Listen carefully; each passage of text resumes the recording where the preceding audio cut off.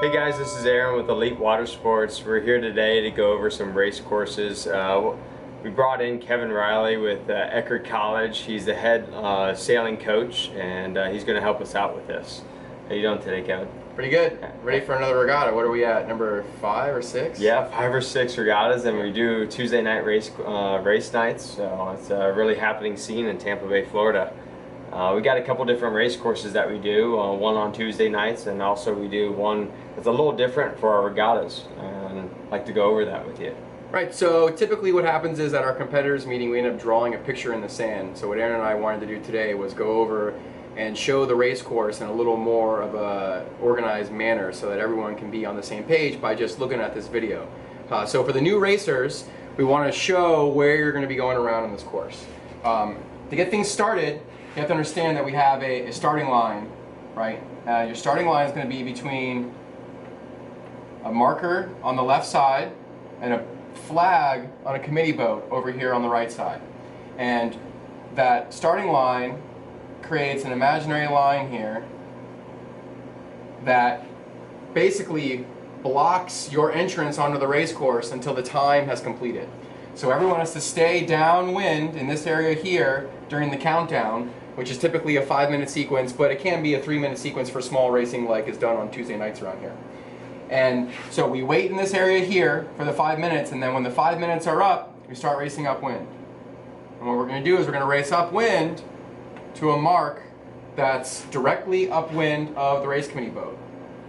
Once we go around that mark, you're going to go downwind. Now, I draw the downwind straight down as a way to make this sort of stay clear, but really on the downwind you're going to have to sail some kind of angle out here as the kites can't go straight downwind.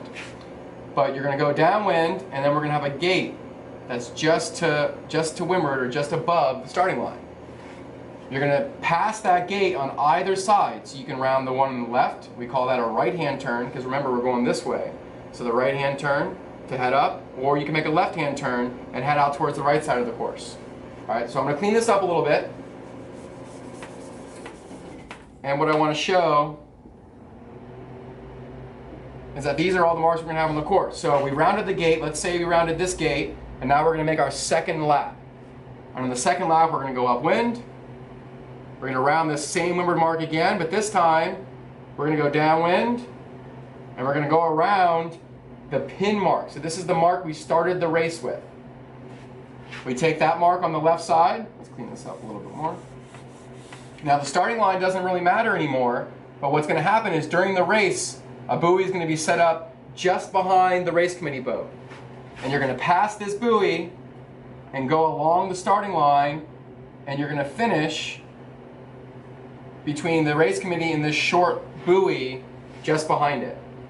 So in summary, right, we're going to go around this course 2 times. So you go upwind 1 time, downwind to the gate, upwind a second time, downwind a second time. On the second time around, we go around this left end of the line, and then we go through the finish line here.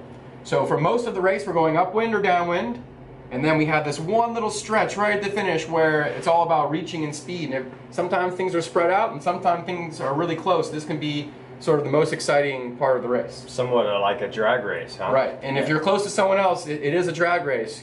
Who's got the guts to go fast and not blow up? Because it's pretty easy to blow up on a reach because everyone's going to be going really fast. Now, how long do these races typically last? So typically our goal is to have the first racer finishing in close to 15 minutes. But in reality what happens is the first finisher finishes between 10 and 12 minutes. Simply because the first racer might be lapping people, and so if the first racer is finishing in, say 14 minutes, the second group is going to be, and when I say second group, I mean the group that they're lapping, could be on the race course for 30 minutes, and it starts to get long. So our goal is a little longer than what we see in reality, and in reality typically what we see is a 10 or 11 minute race for the first finisher.